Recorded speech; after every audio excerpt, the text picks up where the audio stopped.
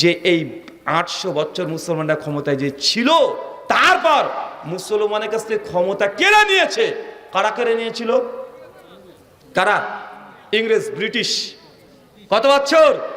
190 বছর। কয় বছর? 190 বছর ব্রিটিশদের সঙ্গে যুদ্ধ করে, জিহাদ করে, ব্রিটিশদেরকে 7 সমুদ্র 13 নদী পার করে ভারতবর্ষ থেকে বিতাড়িত করে তাড়িয়ে দিয়েছে। মুসলমানদের রক্ত ছিল সিংহভাগ। এখনো ভারতের, আমাদের ইন্ডিয়ার দিল্লি গেট, ওখানে কয়েক লাখ ব্রিটিশ বিরোধী আন্দোলনের নেতা যারা শহীদ হয়েছে তাদের নাম লেখা আছে। তার মধ্যে 82,000 মুসলমানের নাম এখনো জল জল করে। কেউ অস্বীকার করতে পারবে না। দিল্লির যে গেট, ওই গেটে স্বাধীনতা সংগ্রামীদের নাম লেখা আছে। তার মধ্যে 82,000 শুধুমাত্র মুসলমানের নাম লেখা আছে। কেন? তার মূল কারণ হচ্ছে এটাই যে মুসলমানরা 800 বছর ক্ষমতায় ছিল। এখন মুসলমানরা যদি ক্ষমতায় থাকে, মুসলমানদের ক্ষমতা ডাকাতি কে করে নিয়েছে? ইংরেজ, ব্রিটিশ। তো যুদ্ধ যদি করতে হয়, কেউ অন্য কেউ করবে না? আমাদের ক্ষমতা গেছে, আমরাই করব। আরে আমার বাড়িতে ডাকাত পড়েছে, এখন আমি কি জান প্রাণ দিয়ে লড়াই করবো না প্রতিবেশী দেশের জান প্রাণ দিয়ে লড়াই করবে? আরে আমার বাড়িতে ডাকাত পড়েছে, আমি নিজে জান প্রাণ দিয়ে লড়াই করব। তো মুসলমানরা সেই সময় ভারতবর্ষে তার জান প্রাণ দিয়ে তারা যুদ্ধ জিহাদ করে ভারতবর্ষে বিজয়ের পতাকা উত্তোলন করেছে। এটা হচ্ছে আমাদের ভারতবর্ষের তখনকার প্রেক্ষাপট। তারপরে তো পূর্ব পাকিস্তান তৈরি হলো, 71-এ পাকিস্তান বাংলাদেশ আলাদা ভাগ হয়ে গেল। তারপরে এখন বর্তমান পরিস্থিতি এটা যে এখন আমরা সকলে বিক্ষিপ্ত আছি না নাই? আচ্ছা, একটা হিসাব দিই আপনাকে। বাংলাদেশে কত কোটি মুসলমান? 8 কোটিতে জনসংখ্যা, 15 কোটি মুসলমান, তাই না? 15 কোটি। পাকিস্তান লাগভাগ 20 কোটি। কত কোটি হলো? 20 আর 15 কত? 35। যদি ইন্ডিয়ান মুসলিমদের সংখ্যা গণনা করা যায়, কমপক্ষে 35 থেকে 40 কোটি আছে। 35 থেকে 40। সরকারিভাবে তারা 30-32 বলতে চেষ্টা করে, কিন্তু একচাল গণনা করলে 35 থেকে 40 কোটি আছে। তো ইন্ডিয়া যদি 40 কোটি হয়, কাশ্মীর সহ আফগানিস্তান, ওখানে কিছু মুসলিম আছে, সবগুলো মিলে 40 কোটি। আর পাকিস্তান, বাংলাদেশ মিলে টোটালি 35 কোটি। তাহলে কত কোটি হলো? কত কোটি হলো? 75 কোটি। যদি 75 কোটি মুসলমান যদি একটা জায়গায় থাকতো, যদি এক জায়গায় থাকতো, পৃথিবীর কোন শক্তি মুসলমানকে টেরা চোখে তাকাতে পারতো? আজকে দেখেন, আমরা মুসলমানরা নিজেরা সব জায়গাতে আজকে আমরা দুর্বল হয়ে গেছি। হয়েছে কি হয় নাই? সব জায়গায় দুর্বল। আপনি আপনার মতো দুর্বল, আমি আমার মতো দুর্বল, তারা তাদের মতো দুর্বল। আপনাকে আমি এই কথা বোঝানোর চেষ্টা করছি। আল্লাহ নবী বলছেন যে অচিরে আমার উম্মতের উপরে এমন ভাবে বেধর্মীরা ঝাঁপিয়ে পড়বে, যেভাবে ক্ষুধার্ত বাঘ প্রাণী খাবার দেখলে ঝাঁপিয়ে পড়ে। আজকে ঝাঁপিয়ে পড়েছে কি পড়ে নাই? ফিলিস্তিনে মুসলমানরা 1000 বছর ধরে ক্ষমতায় ছিল। ইহুদিরা ভিতরে ভিতরে কবে যা ঢুকে তারা একজোট হয়ে মুসলিমদেরকে নিজের দেশ থেকে বিতাড়িত করে দিয়েছে।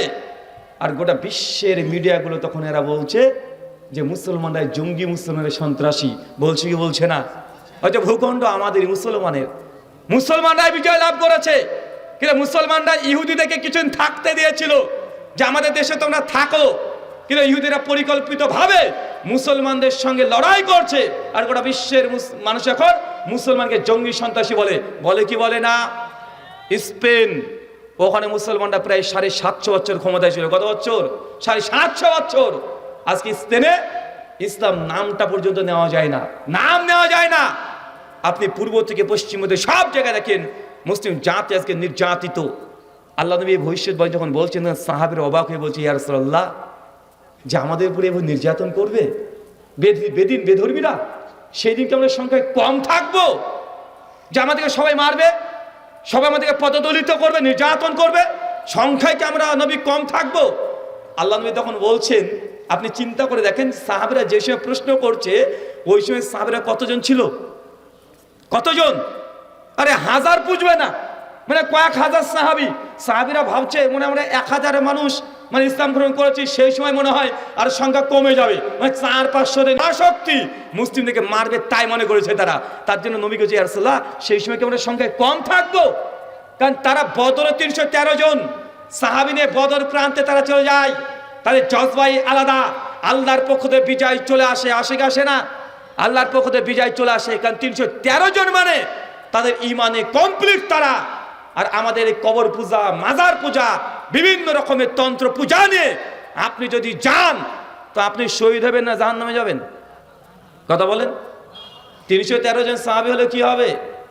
সেটা হচ্ছে আল্লাহ নবীর হাতে করা তারা মানুষ, আল্লাহ নবীর হাতে তৈরি করা তারা সোনার মানুষ।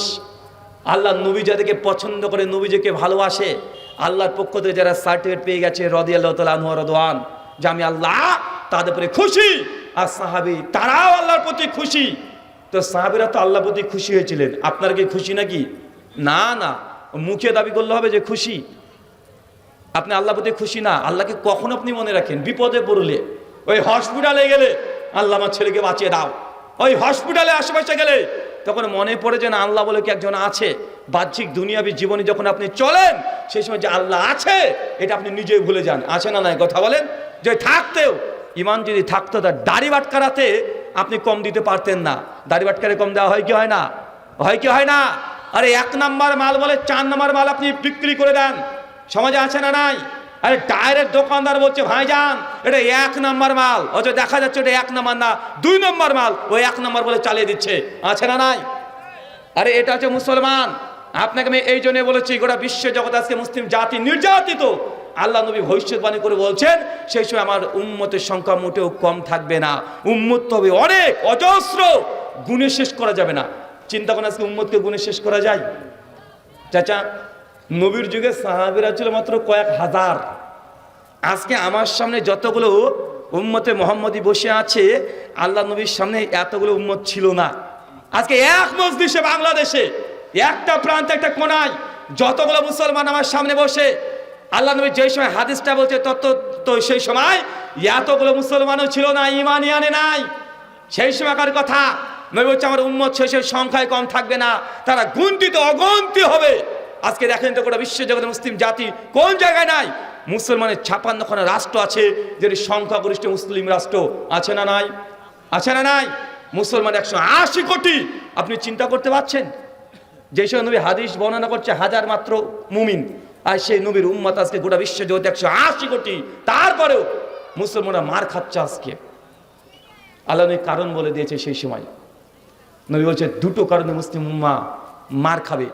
এক, হুব্বুদ দুনিয়া, মুসলমানের সংখ্যায় তো বেশি থাকবে, তো থাকবেই, তবে আমার উম্মতের মধ্যে তখন দুনিয়ার লোভ, লালসা, তাদের মধ্যে লোভ আর লালসা প্রবেশ করবে। এখন বলেন তো আমাদের ভেতরে লোভ লালসা আছে না নাই? আমরা যা করি সব দুনিয়ার জন্য করি, যা করবেন সব কিছু দুনিয়া। আপনাকে যদি এই কথা বলি যে আগামী জুমার দিন কোনো ব্যক্তি যদি জুম্মার দিন মসজিদে প্রথম মুসল্লি হয়, প্রথম, সহিহ বুখারীর 930 নম্বর হাদিস, আল্লাহ নবী বলছেন তার নিয়াত ইখলাস যদি পরিপূর্ণ থাকে আর মসজিদে যদি প্রথম আসে, ওই ব্যক্তিকে আল্লাহ নবী বলছেন একটা লাল উট কুরবানি করলে যে নাকি স্বয়ং আল্লাহ সুবহানাহু ওয়া তাআলা তার আমলনামায় সে উট কুরবানি করার নেকি আল্লাহ তার আমলনামায় দিয়ে দিবে।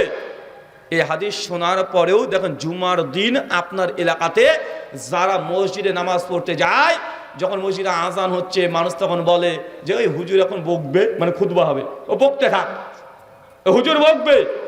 যখন খুতবা শেষ মুহূর্ত, তারপরে আস্তে আস্তে দৌড়তে এসে মসজিদে আছে, এই সময় টুক করে 2 রাকাত নামাজ পড়ে আবার দৌড়তে চলে যায়। আসে না নাই? কথা বলেন। আচ্ছা, আল্লাহর নবী বলছেন কেউ যদি জুমার দিন প্রথম মুসল্লি হতে পারে, তার নিয়াত যদি থাকে না আজকে জুমার মসজিদে আমি এসেছি, জুমার মসজিদে আল্লাহ সুবহানাহু খুশি করার জন্য, মাঝখানে যদি কোনো অনর্থক কথা না বলে, ইমামের কথা যদি খুতবা যদি মনোযোগ দিয়ে শোনে, মাঝখানে কোনো অনর্থক কাজ বা কর্ম করবে না, আল্লাহ নবী বলছেন তার আমলনামায় লাল উট কুরবানি করলে যে নাকি আল্লাহ তার আমলনামায় সে নেকি লিখে দেয়। এই হাদিস শোনার পরেও দেখেন জুমার দিন মুসল্লিরা তারপরেও লেট করে আসে কি আসে না? কেন্দ্রাবাদ দেখেন ঢাকা গাবতলী হাটে কুরবানি নিয়ে কত ভিডিও চলে, আছে না নাই? এলাকাতে কুরবানি করা ফরজ নয়, নামাজ পড়া ফরজ, কুরবানি করা ফরজ নয়, যাকাত দেয়া আপনার জন্য ফরজ, কুরবানি দেওয়া ফরজ নয়, সিয়াম রোজা রাখা ফরজ, এগুলো হচ্ছে ফরজ ইবাদত, কুরবানি ফরজ নয়। তারপরেও বাঙালিদের মধ্যে তুমি কুরবানি করাটাকে এমনভাবে তারা নেয় যে কুরবানি করাটাই ফরজ মনে করে, কি করে না? কেন? কুরবানি করার মধ্যে লৌকিকতা আছে, দুনিয়াবি, মানুষকে দেখানো, দুনিয়াদারিতা আছে না নাই? মানুষ বলবে বাপরে বাপ কত বড় কুরবানিটা দিয়েছে দেখেছিস, মানে মানুষকে দেখানোর জন্যই অনেক মানুষ কুরবানি করে, কি করে না? নবী বলছেন আমার উম্মাত শেষ জীবনে এসে তারা মার খাবে, তার মূল কারণ হুব্বু দুনিয়া, তার দুনিয়ার প্রেমে আসক্ত হয়ে যাবে, যা করবে সব দুনিয়া। এখন করে কি করে না? আরে মেয়ের বাপ মেয়ের বিয়ে দেয় তাও দুনিয়াবাসীকে দেখানোর জন্য। কেন? হলো ওর মেয়েকে বিয়ে দিয়েছে 400 মানুষ খাওয়াচ্ছে, দেখিস আমার মেয়ের বিয়ে দেবো কিভাবে, 600 মানুষ খাওয়াবো। ওই এরকম প্যান্ডেল করেছে, আমি আরো বড় প্যান্ডেল করব। এই 10 রকমের আইটেম করেছে, আমি 12 রকমের আইটেম করব। আছে না নাই? কথা বলেন, আছে না নাই? আরে সমাজে একটা বিয়ে হবে, এটা এখন লৌকিকতা। আরে বিয়েটাও যে ইবাদত ছিল। আরে বিয়ে দিয়ে সমাজকে পরিবর্তন করা যায়। বিয়ে হচ্ছে একটা সমাজ গঠনের প্রথম আপনার প্রাইমারি স্কুলের মতো, কিন্তু বিয়েটাও আজকে মানুষকে দেখানোর জন্য হয়েছে কি হয় নাই? আমাকে একজন প্রশ্ন করেছিল, ভাইজান আমি বিয়ে করতে চাই, কিন্তু কোনটা দিনদার মেয়ে বুঝবো কিভাবে? কারণ সবাই তখন বোরখা পর্দা পরে, এখন মেয়ে যে কোনটা পর্দাশীলের মধ্যে দিন আছে না নাই, বুঝবো কিভাবে? ভাই প্রশ্ন আছে না নাই? আমি তাকে বলেছিলাম যখন মেয়েটাকে তুমি দেখতে যাবে সেই সময়তে মেয়েটা যদি শুধু পর্দার মধ্যে দিন আছে না পর্দার ভিতরেও কোনো কিছু দিন আছে, বুঝার উপায় হচ্ছে এইটা। আমাদের সমাজে কি করে, ওই চাচা যাবে, ওই দাদা যাবে, আর ছেলে দুলাভাই বদ মানুষ এ যাবে মেয়ে দেখতে, সমাজে আছে না নাই? আর যদি দুলাভাইকে যদি দাওয়াত না দিয়েছে, মানে মেয়ে দেখতে না নিয়ে গেছে, দুলাভাই রেগে বোম হয়ে গেছে, তার স্ত্রীর সঙ্গে ঝামেলা করছে, যা তোর বাপের বাড়িতে জিন্দেগিতে যাব না। কেন? আরে আমার শালার বিয়ে হবে, আগে বউ দেখতে নিয়ে যায়নি, মানে রাগ আছে না নাই? কথা বলেন। এ হচ্ছে সবচেয়ে বড় খাটাস, এ হচ্ছে সবচেয়ে বড় বদ মানুষ, যে নিজের শালার বউকে দেখতে যাওয়ার জন্য ঝামেলা করে। সমাজে দেখা যায় কি যায় না? তো এখন আমাদের চাচারা কি করতো, আমরা ছোটবেলাতে দেখেছি, মেয়েটাকে যখন দেখতে গিয়েছে তখন মেয়েটাকে বলছে কোন ক্লাসে পড়ো মা? বলছে আমি কেবল গ্র্যাজুয়েশন কমপ্লিট করেছি। আচ্ছা, এই সমস্ত কিছু বলে বলছে একটু লিখে দেখাও তো, তোমার ঠিকানাটা লিখে দাও। করতো না ঠিকানা লিখে দেওয়া? এখন বলতে যে মেয়েটা গ্র্যাজুয়েট কমপ্লিট করেছে তাকে যে ঠিকানা লিখতে দেয়, তো ওদেরকে ধরে পেটানোর দরকার না? আবার একটু পর বলবে যে একটু তোমার চুলটা দেখাও, একটু হেঁটে দেখাও, একটু ওইখান থেকে আসো, চা করে নিয়ে আসো, বা এগুলো আছে না নাই? কথা বলেন। আরে এগুলো দিয়ে একটা সংসার চলে যাবে? ওই চুল দেখলে আপনার লাভ কি? ওর চুল দেখে আপনার লাভ কি? আমাদের দাদা চাচা এই জিনিস করে কি করে না সমাজে? আরে আছে। অথচ মেয়েটাকে গিয়ে প্রথম যখন ছেলে যখন তার সঙ্গে ফেস টু ফেস যখন কথা বলবে, তার অভিভাবকের সামনে ছেলেটা প্রশ্ন করা দরকার ছিল যে মেয়েটা দিনদার কি দিনদার না, এটা টেস্ট করা দরকার ছিল। কিভাবে টেস্ট করবেন? কয়েকটা পরামর্শ দিয়েছি। এক, মেয়েটাকে প্রশ্ন করেন, বলো তো আল্লাহুস সামাদ এটা বাংলা মানে কি? এখন মেয়েটা যদি শুধু পর্দা করে, ওই ডিজিটাল পর্দা নয়, যে দিনদার হয়, পরেশগার হয়, আর বলেন তো আল্লাহুস সামাদ এটা বাংলা মানে বলতে পারবে কি পারবে না? পারবে কি পারবে না? আরে পারবে। অথবা বলেন যে আল্লাহুস সামাদ এটা কোন সূরার আয়াত বলো তো, ভাই বলতে পারবে কি পারবে না? কথা বলেন। আরে পারবে। ওকে আপনি বলেন ইয়্যাকা না'বুদু ওয়া ইয়্যাকা নাস্তাঈন এটা বাংলা মানে কি বলো তো? ওকে জিজ্ঞেস করেন তাওহীদ এর বাংলা মানেটা কি বলো তো? ইসলামের কমন বেসিক কিছু জিনিস যে জিজ্ঞাসা করেন, অটোমেটিক আপনি বুঝতে পারবেন মেয়েটার মধ্যে দিন আছে না নাই। তাকে জিজ্ঞাসা করেন যে তুমি কোন কোন বক্তার বক্তব্য শোনো, ইসলামিক কোন কোন আলোচকের আলোচনা তোমার সবচেয়ে বেশি ভালো লাগে, যে প্রশ্ন করেন, ওই মেয়েটা যদি দিনদার হয় বক্তার নাম শুনলে বোঝা যাবে। যদি বলে তাহেরি তাহলে কি কি বুঝবেন? যদি বলে ওই যে রাজশাহীর ওই যে বক্তা লাভগুরু, কি নাম? লাভগুরু বোঝেন নাই? আমি নাম দিয়েছিলাম লাভগুরু, ওই যে আসিফ সাহেব। তাহলে ওই গায়ক আসিফ না, যে ও প্রিয়া ও প্রিয়া তুমি কোথায়, মানে ওটারই ডিজিটাল হুজুর ভার্সন। এটা ওটা কি ভার্সন? এটা হুজুর ভার্সন। মানে আসিফ যেটা ছিল আগে গান করতো, তখন গান টান তো খুব বেশি চলছে না, এখন হুজুর ভার্সন চলে এসেছে, এটা চলে এসেছে। এখন যদি ওর বক্তব্য দারুণ লাগে তারা মানে বুঝে নিয়েছেন, আপনাকে কিছু বলতে হবে না। আর যদি আপনি জিজ্ঞেস করেন আচ্ছা বলো তো তুমি বিয়ে কেন করতে চাও, মেয়েটা যদি বলে যে আমার সমস্ত বান্ধবীরা বিয়ে করেছে, আমার ছোটবেলা থেকে খুব শখ যে আমি বিয়ে করে আমার হাজবেন্ডের বাইক মানে ওই যে R115 ওই গাড়ির পেছনে বসে একদম ওই রাজশাহীতে যাব, রাজশাহীতে ঘুরে বেড়াবো, পদ্মা দেখে বেড়াবো, কক্সবাজার যাব, ঘুরে বেড়াবো। যদি এই কথা বলে তুমি বলবে যে মা তোকে প্রণাম, মানে ওখানে ওখানে ক্লোজ করতে হবে। এই মেয়ে দিয়ে আপনি যদি মনে করেন যে আপনি ধার্মিক পরিবার গঠন করবেন, আপনি কেন আপনার বাপ চেষ্টা করলেও পারবে না। কথা বুঝতে পারছেন? মেয়েরাও সেম একই প্রশ্ন করবে ছেলেটাকে। মেয়েরা যে প্রশ্ন করবে না, টেস্ট করবে না তা না, ছেলেটাকেও প্রশ্ন একই করবে। ইসলামিক কমন কিছু প্রশ্ন দরকারে বাইরে থেকে লিখে নিয়ে যাবে, লিখে নিয়ে গিয়ে তাকে ডাইরেক্ট প্রশ্ন করতে হবে। যদি প্রশ্ন যদি যথাযথ অ্যান্সার পায়, জেনে রাখবেন তার মধ্যে দিনও আছে, আবার দিনের ইলমও আছে। এর দ্বারা ক্ষতি হতে পারে না, সে কিছু না কিছু একটা করবেই, পরিবারকে নিয়ন্ত্রণ করতে পারবে। কিন্তু এমন যদি শেষ হয়ে যায় যে দুনিয়াকে দেখানো, আরে যুবক এখন বিয়ে করে দুনিয়াকে দেখানোর জন্য। কেন? মানে বিয়ে করেছে যতক্ষণ পর্যন্ত ফেসবুকে বউকে নিয়ে পোস্ট করতে না পারছে, ও মনে করছে বিয়েই করেনি এখনো। মানে ফেসবুকে পোস্ট না হলে কোনো কাজ মনে হচ্ছে যে না এখন পর্যন্ত পূর্ণতা লাভ পায়নি। মানে ও যদি সারাদিন ধরে মেয়েটা এখন রান্না বান্না করেছে, যতক্ষণ ফেসবুকে পোস্ট না দিচ্ছে তখন শান্তি পাচ্ছে না। এখন দেখা যায় কি যায় না? কথা বলেন। আরে এটাই সিস্টেম হয়ে গেছে। আরে যা করছে উম্মত দুনিয়াকে দেখানোর জন্য, মানুষকে দেখানোর জন্য, আল্লাহকে খুশি করার জন্য যে কিছু করবে, আমাদের মধ্যে ধ্যান ধারণা এক বিন্দু পরিমাণে আমরা দেখতে পাই না। আর যুবক, তুমি তো বিয়ে করে এই জন্য যে তুমি বউটাকে নিয়ে যখন রাস্তাতে যাবে আর তোমার বউর সৌন্দর্য দেখে আর একজন বন্ধু বলে কি রে, বলছে না জবর পেয়েছে, হেব্বি পেয়েছে, মানে এটা শোনার জন্য বউটাকে অর্ধলঙ্গ অবস্থায় রাস্তায় নিয়ে চলে যায়। আছে না নাই? এখন বলেন তো আপনি কোন জায়গাতে দুনিয়াকে দেখানোর উদ্দেশ্য করেন না? প্রত্যেক জায়গাতে দুনিয়া ঢুকে গেছে। আছে না নাই? আর আমাদের হুজুরদের মতো আছে, আমরাও দুনিয়াদার হয়ে গেছি। আরে আমি আজকে ভাবছি যে না আজকে দারুণ একটা বক্তব্য দিতে হবে, এমন এক বক্তব্য দেবো যেন এলাকার মানুষ হাসতে শুরু করে দেয়, ওদের কাঁদতে শুরু করে দেয়। এমন চমৎকার বক্তব্য দিয়ে মানুষকে হাসে কাঁদে দিয়ে চলে যাব। মানুষদের পরবর্তী সময় আমার আবার ডেট নাই, এমন আছে না নাই? এই জন্য তো হুজুরদের মধ্যেও দেখবেন যে বক্তা মানে শ্রোতারা যা চায় বক্তা ওইভাবেই বলে। শ্রোতারা যদি বলে হুজুর একটু বিড়ি খাওয়ার স্টাইলটা দেখান, বিড়ি খাওয়ার, বক্তা বিড়ি খাওয়ার স্টাইল দেখাচ্ছে। আছে না নাই? আছে না নাই?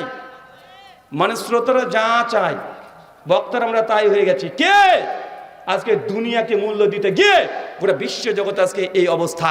আল্লাহ সুবহানাহু ওয়া তাআলা মুসলিম উম্মাহকে তুমি হেফাজত করো, আমিন। আল্লাহ আমি দুটো কারণ বলছে মুসলিম জাতি মার খাওয়া। এক, আল্লাহ নবী বলছেন মুসলিমরা শেষের দিকে সে কি করবে? দুনিয়ার প্রেমে আসক্ত হয়ে যাবে। দুই, কারিহাতুল মাউত, মুসলিমরা মৃত্যুকে ভয় পাবে। কোন জিনিসকে ভয় পাবে? মৃত্যু। মানে মরবো, মানে এটা চিন্তাই করতে পারে না। আরে চাচার বয়স 85 হয়ে গেছে, 85 বছর বয়স চাচার, 10 বিঘা জমি আছে। এখনই যদি মসজিদের ইমাম যদি গিয়ে বলে বা মাদ্রাসার কোনো শিক্ষক গিয়ে যদি বলে যে চাচা আপনার বয়স তো 85 হয়ে গেছে, আপনি তো অসুস্থ হয়ে পড়েছেন, আপনি মহর্ষ অবস্থায় আছেন, তো এক কাজ করেন না, দুনিয়াতে তো অনেক দিনে টিকলেন, অনেক দিনই তো ভোগ করলেন, এই 10 বিঘা জমির মধ্যে 1 বিঘা জমি মাদ্রাসার নামে লিখে দেন। ওই চাচা ওই অবস্থায়, ও অজ্ঞান অবস্থায়, ও বাম দিকে ডান দিকে খুঁজে বেড়াবে জুতোটা কোথায় রে। আসে না নাই? কথা বলেন। মানে চাচা মরতে বসেছে, তারপরেও দুনিয়া আরো নেবে, আরো চাই। আসে না নাই? আবার ওই বয়সে যদি দেখা যাচ্ছে যে না তার হার্ট অ্যাটাক হয়েছে, এখন সে যদি মানে ওকে কেউ বলেছে তুমি বাঁচবে যদি তুমি মালয়েশিয়াতে যাও বা চেন্নাই যদি যেতে পারো, ওখানে ডাক্তার আছে, ওই জায়গাতে গেলে তোমার চিকিৎসা হবে, অপারেশন করলে তুমি সুস্থ হয়ে যাবে। চাচার বয়স 85, চাচা তখন ব্যাটা দেখে বলছে এই আমাকে তাড়াতাড়ি ওই চেন্নাই নিয়ে চল, তাড়াতাড়ি নিয়ে চল। আর জমি গাড়ি বিক্রি করে হলেও ওকে চেন্নাই নিয়ে যাচ্ছে। চাচা 85 বছর জীবিত আছে, আরো বাঁচতে যায় চাচা, আরো বাঁচবে। দেখা যায় কি যায় না? আল্লাহ হচ্ছে কারিহাতুল মাউত, মুসলিম উম্মাহ নির্যাতন হবে যেই সে মুসলিমরা মৃত্যুকে ভয় পাবে। আমরা মৃত্যুকে আজকে ভয় পাই, আমরা ভয় পাই, চরম ভয় পাই। শোনেন, একজন ইহুদি পণ্ডিত একটা বই লিখেছে, দ্য জুইশ উইজডম। ওই বইটার মূল থিম হচ্ছে এইটা। ইহুদি পণ্ডিত বলছে যে দীর্ঘ 20 বছরের ওপরে তিনি মুসলিমদের ইতিহাস নিয়ে গবেষণা করেছে। কে? ইহুদি। ইহুদিকে মুসলমানের শত্রু না বন্ধু? আরে 1 নম্বর শত্রু। মুসলমান না, ওর গোটা বিশ্বের মানুষের শত্রু বেটা, ও স্বয়ং আল্লাহর শত্রু। ও মুসলমানকে নিয়ে গবেষণা করছে, মানে ডাল মে কুছ কালা হে, কালা নেই হ্যাঁ বলকি পুরো ডালই কালা হে। মানে মুসলমানকে নিয়ে গবেষণা করছে মুসলমান ভালোর জন্য নয়, মানে মুসলমানকে উল্টো দিক থেকে বাঁশ ঝাড় দেবে এই জন্য। ও বলছে মুসলমানের ইতিহাস, যুদ্ধের ইতিহাস নিয়ে আমি গবেষণা করেছি দীর্ঘ 20 বছর ধরে, একটা সাবজেক্ট। উনি বলছেন মুসলমানরা যতগুলো যুদ্ধ করেছে এই যুদ্ধের মধ্যে 99% যুদ্ধে মুসলমানরা বিজয় লাভ করেছে। মুসলমানকে গোটা বিশ্ব জগতে কেউ পরাস্ত করতে পারে নাই। সব যুদ্ধে মুসলমানরাই জিতে যায়। কেন? কারণ কি? ইহুদি এই পণ্ডিতের ব্রেনে এই জিনিসটা প্রশ্নটা ঢুকে গেছে। আপনি কখনো ঢুকেছে আপনার যে মুসলমানরা কেন যুদ্ধে বারবার জিতে যায়? কেন জিতে যায়? ইহুদি পণ্ডিত ইতিহাসকে গবেষণা করে তিনি বলছেন তার বইয়ের ভূমিকাতেই যে আমি যতটুকু পড়াশোনা করেছি দেখেছি প্রত্যেক যুদ্ধে মুসলমানরা সংখ্যায় কম, মুসলমানদের অস্ত্র কম, তাই সামরিক বাহিনী কম, কিন্তু তারপরেও তার বড় বড় দলের বিরুদ্ধে লড়াই করে তারা বিজয় লাভ করেছে। কারণ কি? এটা ঘটেছে 20 বছর ধরে। চিন্তা করতে পারছেন? এটা আমরা করিনি, কে করেছে? ইহুদি। উনি বইয়ের শেষে এসে উত্তরটা দিচ্ছেন এক লাইনে মাত্র, যে এই মুসলিম জাতি হচ্ছে এমন এক জাতি যারা মরতে পছন্দ করে, মৃত্যুকে যারা ভালোবাসে, যারা মৃত্যুর জন্য তাদের আল্লাহর কাছে দোয়া করে যে আল্লাহ আগে শহীদের মর্যাদা দাও। তো যে জাতি মরতে ভয় পায় না, যারা মরতে ভালোবাসে, এই জাতিকে আপনি কি দিয়ে হারিয়ে দিবেন? এই জাতিকে হারানো সম্ভব? কথা বলেন। একটা দেশের আর্মি ফোর্স যারা আছে তারা দেশের পক্ষে তারা লড়াই করে, এই জন্য তারা চাকরি করছে, ওখান থেকে কিছু টাকা পয়সা পাবে, বা বীর সেনা এই মর্যাদা পাবে, এই জন্য টাকার জন্য তারা কি করে? তারা দেশকে সার্ভিস দিচ্ছে। কিন্তু মুসলমান টাকার জন্য নয়, ও জান্নাত যাওয়ার জন্য ও লড়াই করছে। দুজনের জাজবা সমান হবে? কথা বলেন। হানজালা রাদিয়াল্লাহু আনহু কেবল বিয়ে করেছে, রাত্রিবেলাতে স্ত্রীর সঙ্গে সহবাস করেছে, ওই মুহূর্ত অবস্থাতে 5 থেকে একজন সাহাবী হচ্ছে, হানজালা নবী উহুদের প্রান্তে তোমাকে ডেকেছে, দ্রুত চলো। হানজালা ওই অবস্থাতে বাসর রাত, একটা নারী আর পুরুষ তখনই বুঝতে পারবে যে দুনিয়ার মধ্যে সবচেয়ে দামি কোনো যে রাত হয় বাসর রাত। কোন রাত? বাসর রাত। ওই বাসর রাতকে পরিত্যাগ করে দিয়ে উলঙ্গ তরবারি নিয়ে যুদ্ধের ময়দানে গিয়ে লড়াই করছে। হানজালা খুব ভালোভাবে জানে এই যুদ্ধে সে শহীদ হবে, কারণ আল্লাহ নবী আগে তিনি স্বপ্ন দেখেছেন যে নবীর সাহাবীরা তারা পরাস্ত হয়ে গেছে, তার রক্তে রঞ্জিত, তারা হেরে গেছে। নবীর স্বপ্ন কোনো মিথ্যা হয় না। জানা বোঝার পরেও স্যারে মরার জন্য চলে যাচ্ছে, মৃত্যুর জন্য চলে যাচ্ছে, জানে যুদ্ধে গেলে তারা শহীদ হয়ে যাবে, মারা যাবে। তারপরেও তারা পছন্দ করতো মৃত্যুকে, করতো না? আরে যখন যুদ্ধের জন্য আল্লাহ নবী নাম লিখাবেন কে কে যুদ্ধে যাবে, সাহাবীরা মুখিয়ে থাকতো, আমার নাম বলে না কেন, আমার নাম বলে না কেন, আরে আল্লাহ নবী আমার নাম বলেন, আরে আমার নাম বলেন না কেন। আল্লাহ নবী যখন বলতো পতাকা কে ধরবে, সাহাবীরা মারামারি করতো, আল্লাহ নবী আমাকে আমাকে। কেন? তারা মৃত্যুকে পছন্দ করত, মানে মৃত্যুবরণ করলে সে শহীদ, সে জান্নাত চলে যাবে, দুনিয়ার যে মাকসাদ উদ্দেশ্য সেই উদ্দেশ্য পূরণ হয়ে যাবে। আজকে আমরা মুসলমান এই উদ্দেশ্যে আমরা পালন করি না? মৃত্যুকে ভয় পান? আমরা মৃত্যুকে চরম ভয় পাই। কিন্তু মৃত্যু আপনি আজকে হলেও মরবেন, 10 দিন পরে হলেও আপনি মৃত্যুবরণ করবেন, তারপরে মৃত্যুকে ভয় পাই কি পায় না? পাই। আল্লাহ নবী বলছেন মুসলিম উম্মার হৃদয়ে আল্লাহ দুটো জিনিস প্রবেশ করে দিবে। এক, মুসলিম উম্মা দিনদার থেকে দুনিয়াদার হয়ে যাবে, যা করবে দুনিয়ার দুনিয়া। মিশকাত হাদিস 5156। আল্লাহ নবী একদিন বুঝাচ্ছেন দুনিয়ার মূল্য কি, বুঝাতে গিয়ে বলছেন একটা মহাসমুদ্র বোঝেন, শুধু প্রশান্ত মহাসাগর এই গোটা বিশ্বের 30% জায়গা নিয়ে দাঁড়িয়ে আছে। 30%। এই গোটা বিশ্ব জগতে কয় ভাগ জল? কয় ভাগ জল? 3 ভাগ জল আর 1 ভাগ স্থল। তো অধিকাংশ হচ্ছে পানিতে পূর্ণ গোটা বিশ্ব। তা আল্লাহ নবী বলছেন যে কোনো মহাসাগরের মধ্যে তুমি যদি একটা আঙ্গুলকে চুবিয়ে দাও, মহাসাগর ভুলে যান। যদি মনে করেন যে বোতলের মধ্যে আপনি এই আঙ্গুলটাকে চুবিয়ে দিয়েছেন, এখন চুবিয়ে দিয়ে বলেন তো আপনি কতটুকু পানি তুলেছেন? আল্লাহ নবী বলছেন এটা সাগরের মধ্যে আঙ্গুল পুরে দিয়ে যখন তুমি তুলছো, যতটুকু তুলতে পেরেছো অতটুকু হচ্ছে দুনিয়া। আর বাকি গেল কি? বাকিটা হচ্ছে পরকাল, বাকিটা হচ্ছে আসল বাস্তবতা। তো আপনি কতটুকু তুলতে পারবেন? আপনি যতই চেষ্টা করেন আপনি এর চেয়ে বেশি তুলতে পারবেন? তো এই দুনিয়ার তুলনায় পরকাল কত? বিশাল। তারপর আমার ভুলে যায় কি যায় না, মিশকাত হাদিস না 5157, আল্লাহ নবী মদিনার একটা রাস্তা দিয়ে চলছেন, ও হঠাৎ করে কান কাটা একটা ছাগলকে এইভাবে কান ধরে তুলেছে, মরা ছাগল, মরা মৃত নই, তুলে তখন সাহাবীকে বলছে যে সাহাবী আমার, এই ছাগলটাকে কেউ 1 দিনার দিয়ে কিনবে, মানে 1 টাকা দিয়ে কিনবে? সাহাবীরা ভালো করে তাকিয়ে দেখছে ছাগলটা মরা, তারপরে দেখছে কান কাটা। আর আরবদের মধ্যে তারা কোনো খুঁতযুক্ত কোনো প্রাণী তারা গ্রহণ করে না, এটা তার কালচার।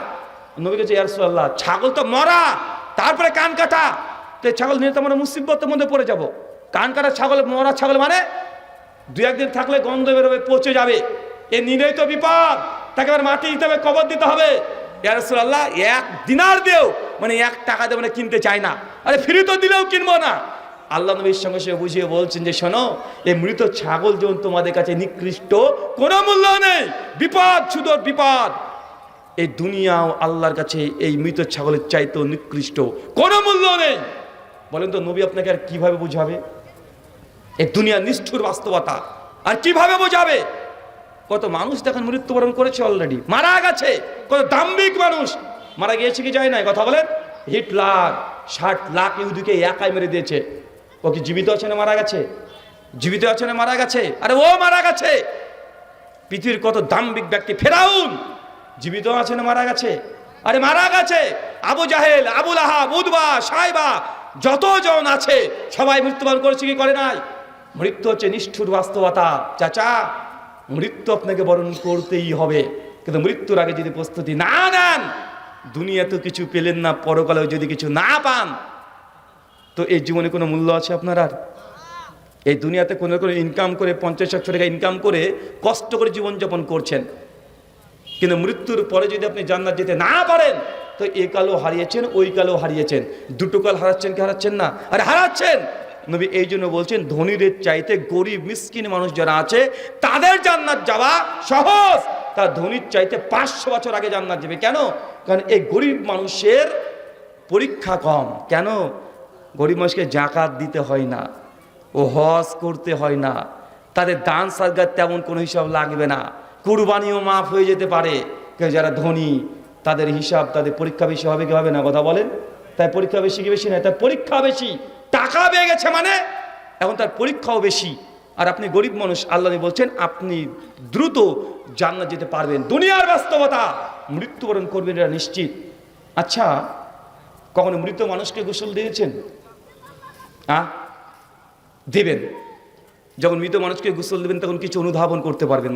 দেখবেন যে একটা মানুষ যে একটু আগে হেঁটে বেড়াচ্ছিল, কত দাম্ভিক, মানুষটাকে দেখলে সবাই ভয় পেত, মারা গেছে, নিথর শরীর, কিচ্ছু করার ক্ষমতা নাই। চাচা, মৃত্যুটা আসলেই ভয়ঙ্কর।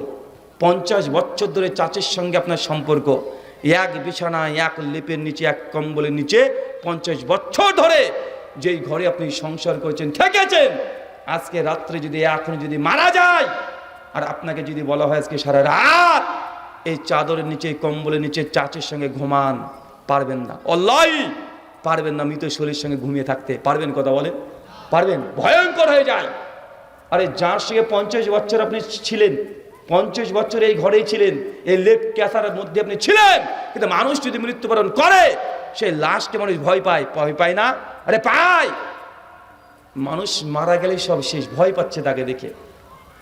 এই যে দুনিয়া নিষ্ঠুর বাস্তবতা, আল্লাহ সুবহানাহু ওয়া তাআলা মুসলিম উম্মাহকে আমাদের হৃদয় থেকে দুনিয়ার প্রতি লোভ, লালসা, এই জিনিসটা বর্জন করার তৌফিক দান করে, আমিন।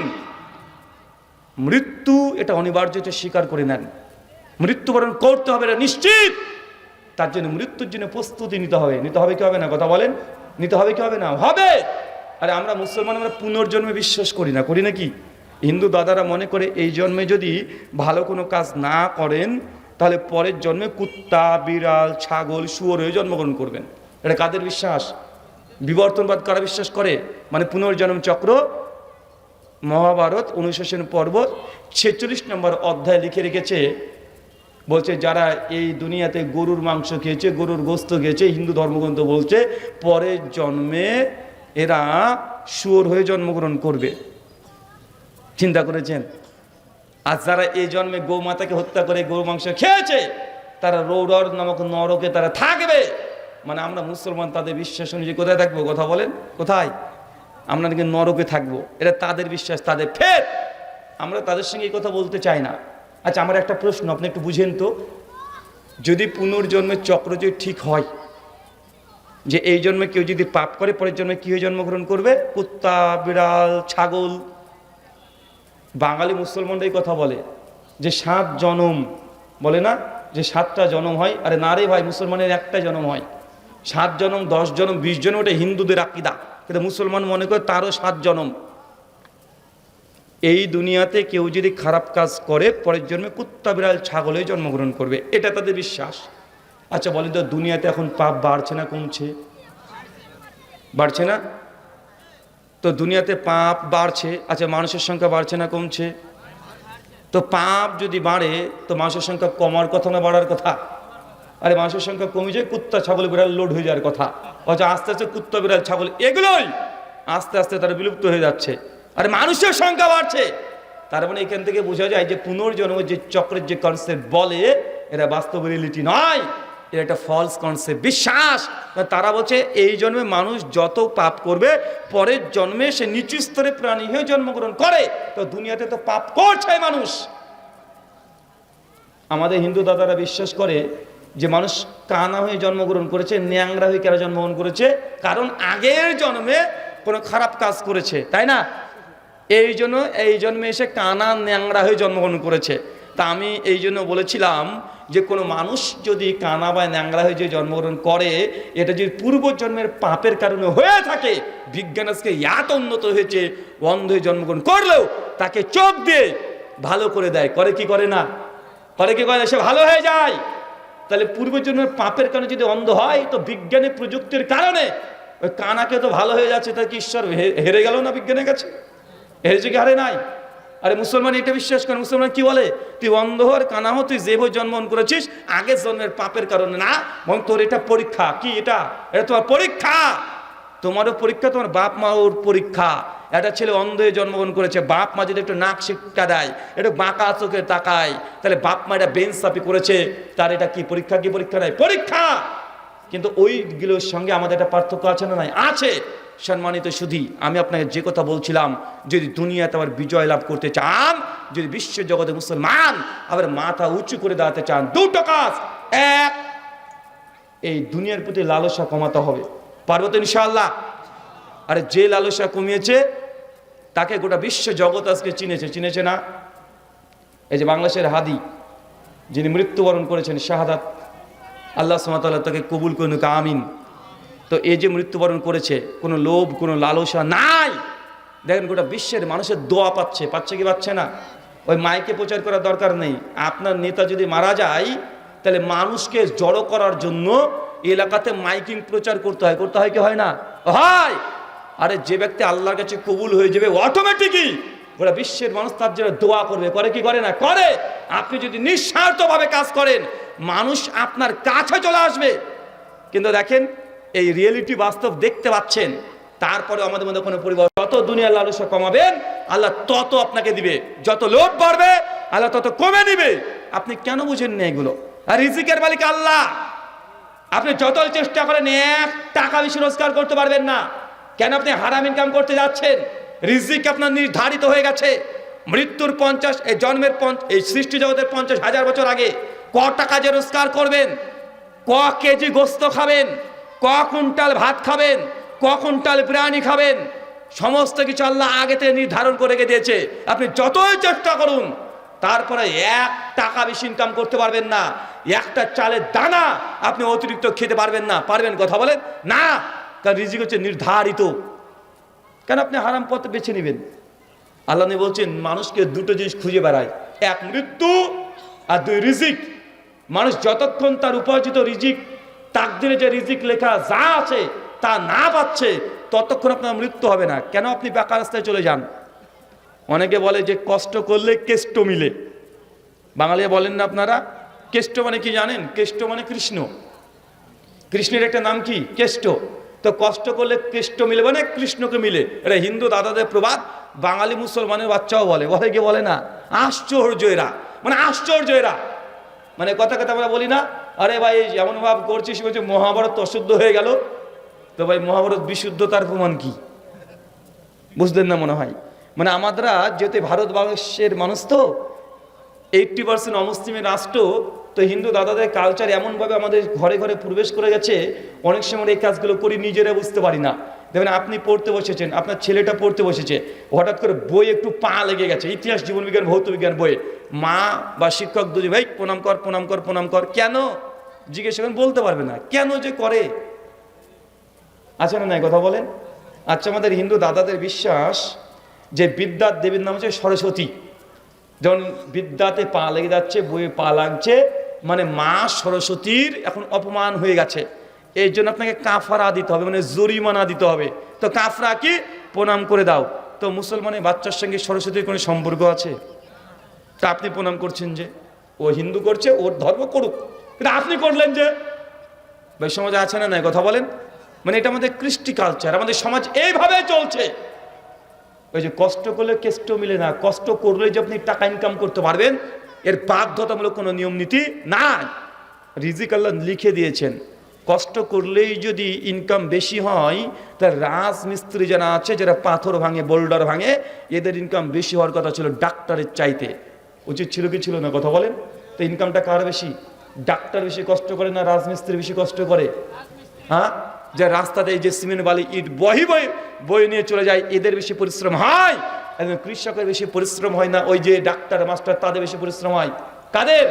আরে কষ্ট করলেই যে আপনি ইনকাম বেশি করতে পারবেন জিন্দেগিতে না। একটা উদাহরণ দিয়ে বুঝতে পারবেন।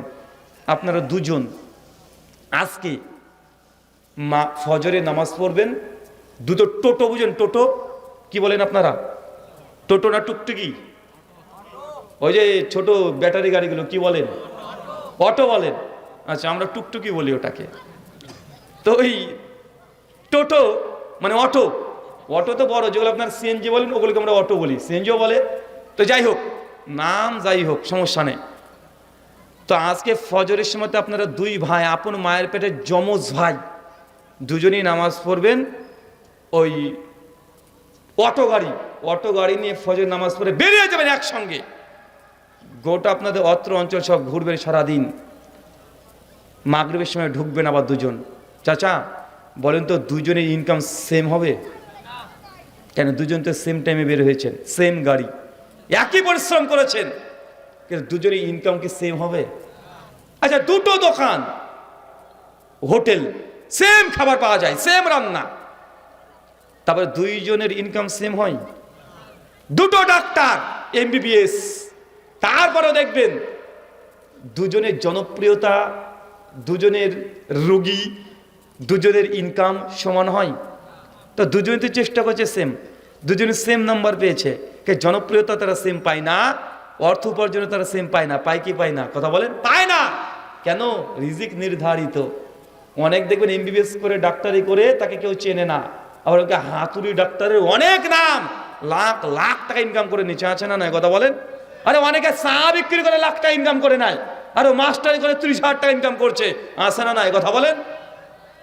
তাই আপনি কষ্ট করলে যে ইনকাম হবে এই কথা ভুলে যান। রিজিক ওটা নির্ধারিত, আল্লাহ কাকে কিভাবে দিবে এটা আপনি যত চেষ্টা করেন না করে পারবেন না, আল্লাহর এটা এখতিয়ারে আছে। তাই আল্লাহ নবী বলছেন, হালাল পথ অনুসন্ধান করো, হারাম পথে যেও না, কারণ তোমার যা লেখা আছে ধৈর্য ধারণ করো, হালাল ভাবে চলে আসবে। তাড়াহুড়া করবে হারামের মধ্যে ঢুকে গেলে, তার যে রিজিক নিয়ে টেনশন করবে না, চিন্তা করবে না, ওটা পাবেনই, আপনি পাবেন। সবর করেন, ধৈর্য ধারণ করেন, অটোমেটিক আপনার কাছে চলে আসবে। আমার একটা বন্ধু আমাকে কয়েক বছর আগে একটা কথা বলেছিল। আমার বন্ধু আমাকে বলছে যে, রুহুল আমিন ভাই, আমার আব্বা দীর্ঘ 10 বছর ধরে অসুস্থ ছিল, প্রতিদিন 100 টাকার করে ঔষধ লাগতো, 100 টাকা, মানে মাসে কত? 3000। বলছে আমার খুব বড় দোকান নেই, ছোট্ট আমি ব্যবসা করি, ওই বিস্কুট, চা, পান এগুলো বিক্রি করি, গোটা দোকানের দামও 10,000 টাকা হবে না। প্রতিদিন 100 টাকার ওষুধ কিনতে হতো আমার আব্বার জন্য। তো আমি তো 3,000 টাকার মাসব্যাপী ওষুধ কিনতে পারতাম না, সারাদিন বেচাকেনা করতাম, বাড়িতে যাওয়ার সময় ওই ডাক্তারের দোকান থেকে ওষুধ প্রতিদিন নিয়ে যেতাম। আমাকে বলছে, আমার আব্বা কয়েক মাস হলো, 7-8 মাস হলো মারা গেছে। আমি তারা বলছেন দোয়া করলাম, উনি তখন আমাকে বলছে, ভাইজান একটা প্রশ্ন করবো আপনাকে। আচ্ছা বলো।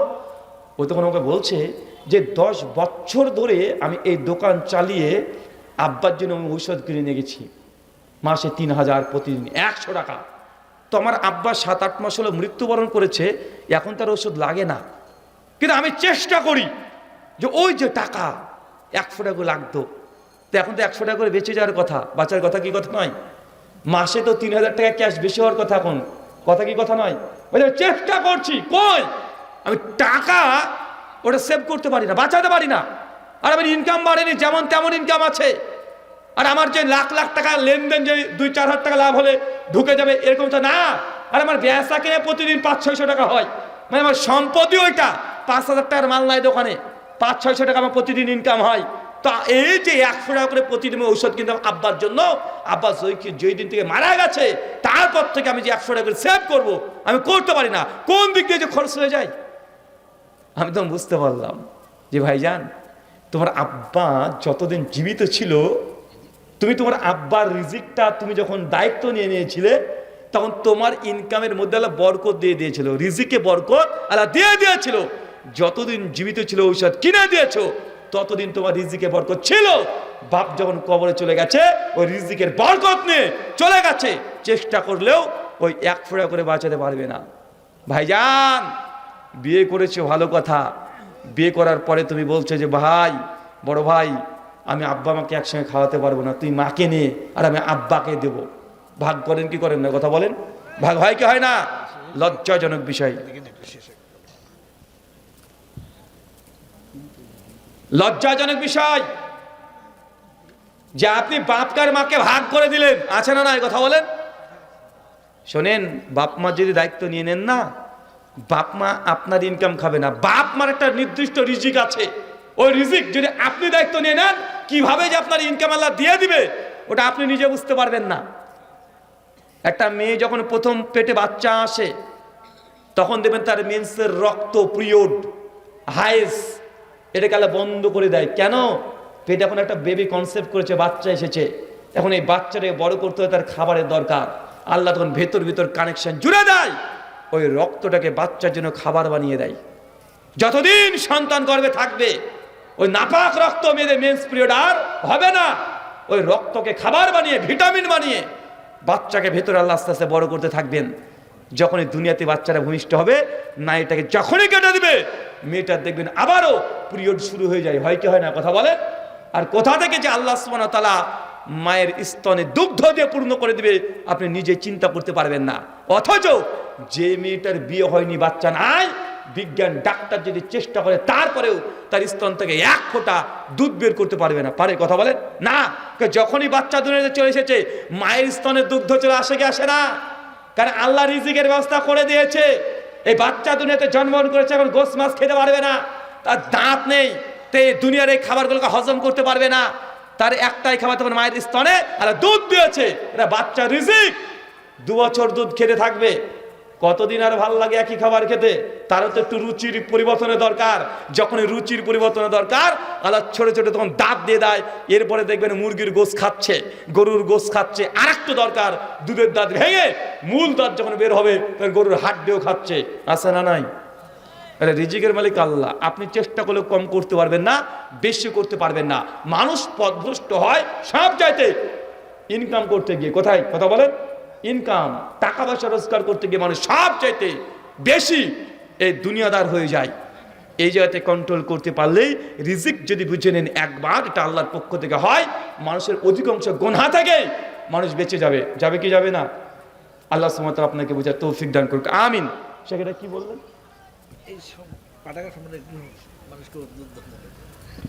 সত্যের সন্ধানী ইসলামী সংঘ অ্যান্ড পাঠাগারের উদ্যোগে পরিচালনা এই গ্রামবাসী আপনারা করেছেন।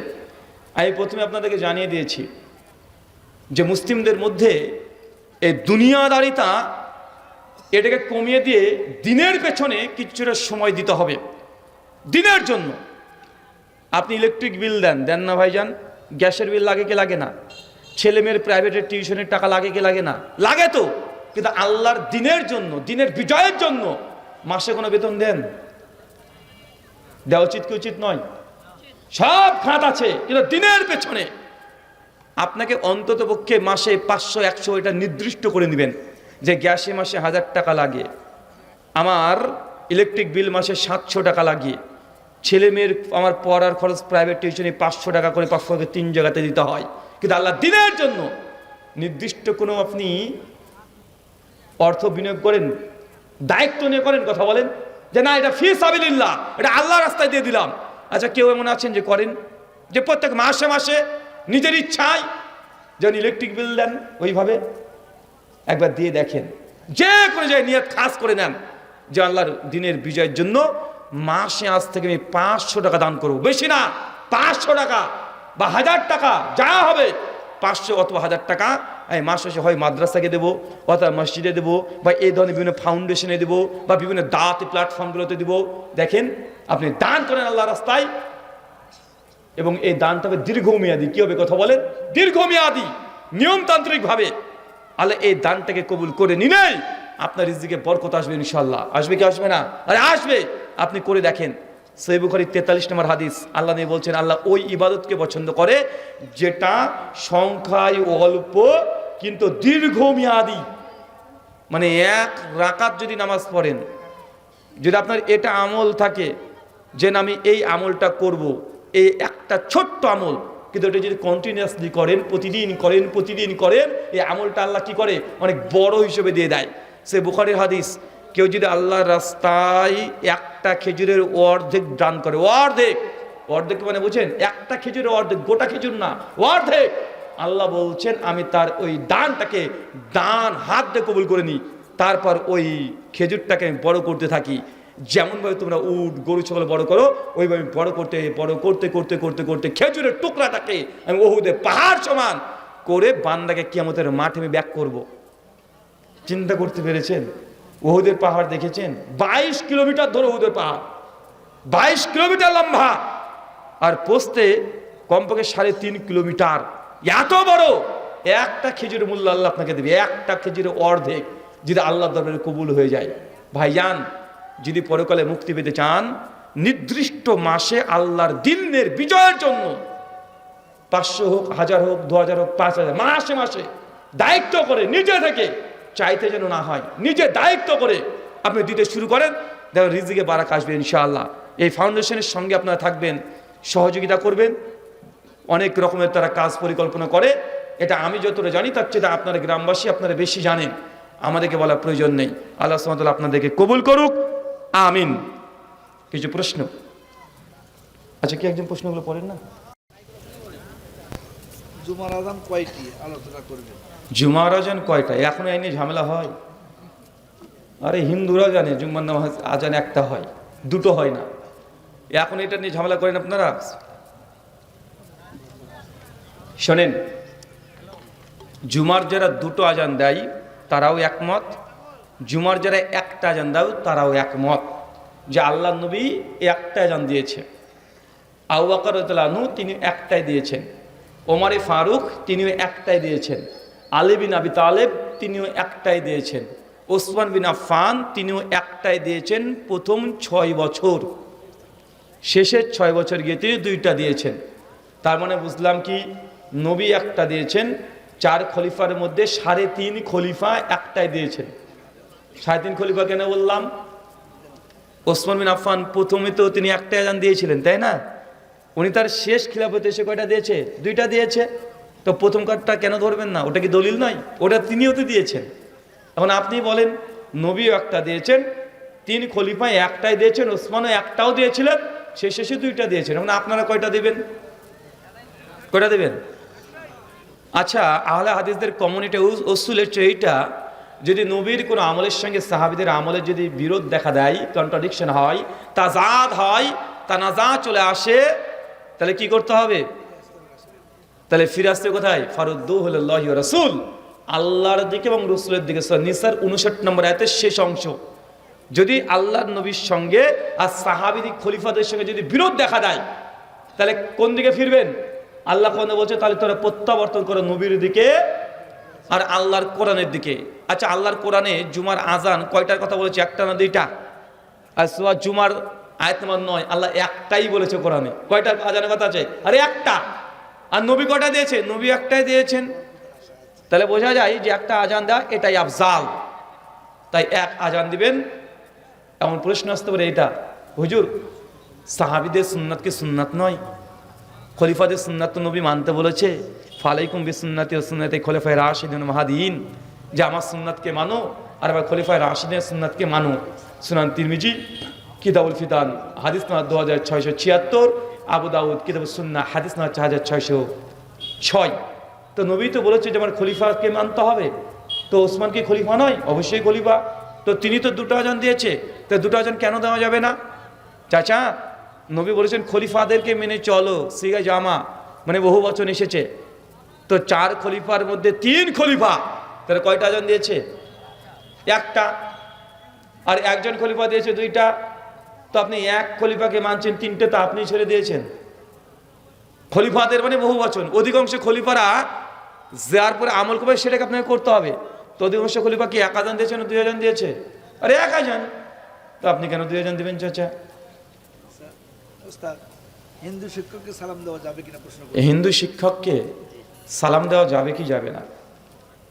সালাম যেটা আপনি দিচ্ছেন, এর যে একে অপরের প্রতি ইসলামী সম্ভাষণ। যদি কোনো অমুসলিম হয়, সহিহ বুখারী কিতাবুস সালামের 11 নম্বর হাদিসটা দেখবেন, আল্লাহ বলছেন যে না, অমুসলিমকে আপনি প্রথমে সালাম দিতে পারবেন না। তারা যদি সালাম দিয়ে দেয়, আপনি শুধু বলবেন ওয়ালাইকুম, এতটুকু। আর এলাকার যে ট্র্যাডিশন আছে, আদাব দিতে পারেন, সমস্যা নেই, আদাব বলতে পারেন, বা ন্যাচারাল যে কথাগুলো আমরা অভিবাদন হিসেবে গ্রহণ করে সমাজ, এগুলো ব্যবহার করতে পারেন। যদি সে আমার ধর্মটাকে বিশ্বাস করে না, তাকে তার উপরে জোর করে ধর্মের রুলস রেগুলেশন প্রয়োগ করাও এটা উচিত নয়। উচিত কথা বলেন, উচিত নয়। এমন কোনো হিন্দু দাদা যদি বলে নমস্কার, তো আপনি কি বলবেন? নমস্কার বলবেন।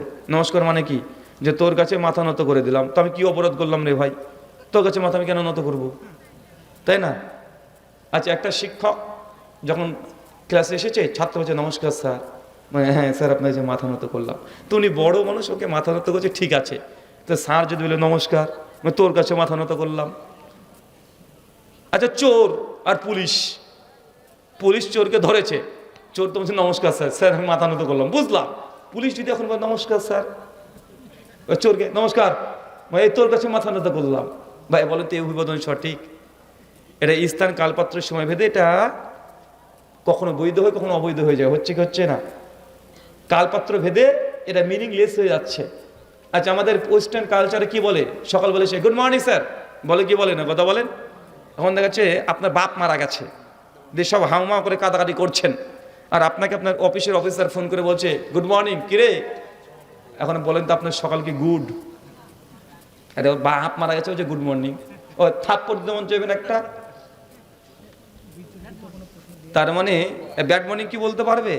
যে তোর বাপ মারা গেছে ব্যাড মর্নিং বলতে পারবে? কথা বলেন না। ইসলাম আমাদেরকে এমন এক সালাম দিয়েছে, দেখেন, আসসালামু আলাইকুম রাহমাতুল্লাহ, যে আপনার শান্তি বর্ষিত। ও বাপ মুরুক, ছোট লোক, বড় লোক, চোর ডাকাত যে আছে সব জায়গায় প্রয়োগ করলে প্রয়োগ হবে কি হবে না? সব জায়গায় প্রয়োগ হয়ে যাবে। পুলিশ যদি চোরকে বলে যে আসসালামু আলাইকুম, এই ডাকাত, তোর শান্তি হোক, বরকত হোক, তুই ডাকাতি ছেড়ে দে, তুই ভালো হয়ে যা, বলতে পারে কি পারে না? কথা বলেন। সব জায়গায় পারফেক্ট, এটা ইসলাম। জি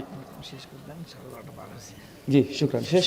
শুকরান, জাযাকাল্লাহ খায়রান, বারাকাল্লাহ ফিকুম। আল্লাহ যে কথা বললাম এতক্ষণ ধরে, প্রথমে আমাকে, তারপর আপনাদের প্রত্যেককে আমল করার তৌফিক দান করো, আমিন। আমাদের মধ্যে যারা অসুস্থ আছে, আল্লাহ সুবহানাহু ওয়া তাআলা তুমি আশ-শাফি, তুমি সুস্থতা দানকারী, আমাদের প্রত্যেককে তুমি সুস্থতা দান করো, আমিন। আমাদের মধ্যে যারা এখন হালাল উপার্জন করতে পারি না, আল্লাহ তুমি রাজ্জাক, তুমি রিজিক দাতা, আমাদের প্রত্যেককে হালাল উপার্জন করার তৌফিক দান করো, আমিন। আমাদের মধ্যে যারা এখনো ঋণগ্রস্ত আছে, আল্লাহ সুবহানাহু ওয়া তাআলা তুমি আমাদের ঋণের গজব, ঋণের আযাব থেকে আমাদের পরিত্রাণ দান করো, আমিন। এই বলে আজকের মতো আলোচনা, প্রশ্নোত্তর এবং দোয়া শেষ করলাম। ওয়ামা আলাইনা ইল্লাল বালাগ, সুবহানাকা আল্লাহুম্মা বিহামদিক, ওয়া আশহাদু আল্লা ইলাহা ইল্লা আনতা, আস্তাগফিরুকা ওয়া আতুবু ইলাইক। আসসালামু আলাইকুম ওয়া রাহমাতুল্লাহি ওয়া বারাকাতুহু। আমি কেন মুসলিম? কি বললাম? কথা বলেন। আমি কেন মুসলিম? আপনি ভাবছেন যে টপিকটাই বা কেন, যে আমি মুসলিম তো মুসলিম, এবার এটা বিষয়ে কোনো আলোচ্য বিষয়, এটা কোনো সাবজেক্ট? আসলে আমরা বাঙালিরা খুব বেশি দূরদৃষ্টিটার সঙ্গে আমরা দেখতে জানি না। আমরা মনে করি যে আমরা দুনিয়াতে এসেছি, আমাদের নির্দিষ্ট কোনো উদ্দেশ্য নেই। এখানে এসেছি বাধ্যতামূলক, পিতামাতা স্কুলে পাঠাই, একটু আমরা পড়াশোনা করব।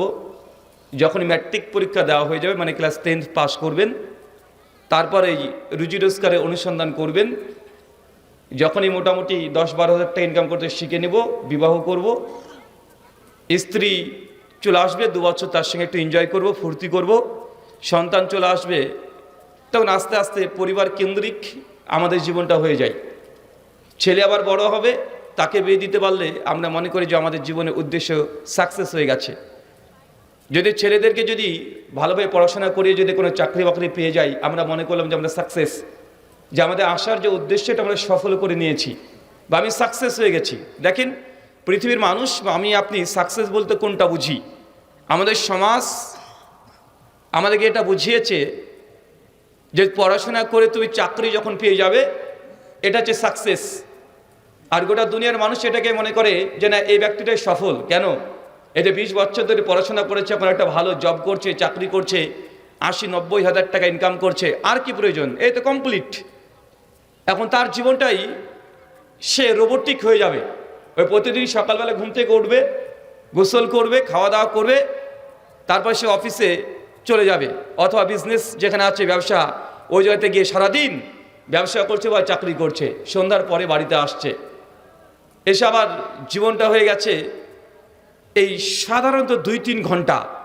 মানে মানুষ এই দুনিয়ার জীবনটাকে মনে করে সাকসেস তখনই হব যখন আমি বড় কোনো একটা ব্যবসা করছি, মাসে লক্ষাধিক টাকা ইনকাম করছি, অথবা বড় একটা চাকরি পেয়ে গেছি, মনে করলাম আমরা এটা সাকসেস। কিন্তু আসলে কি এটা সাকসেস?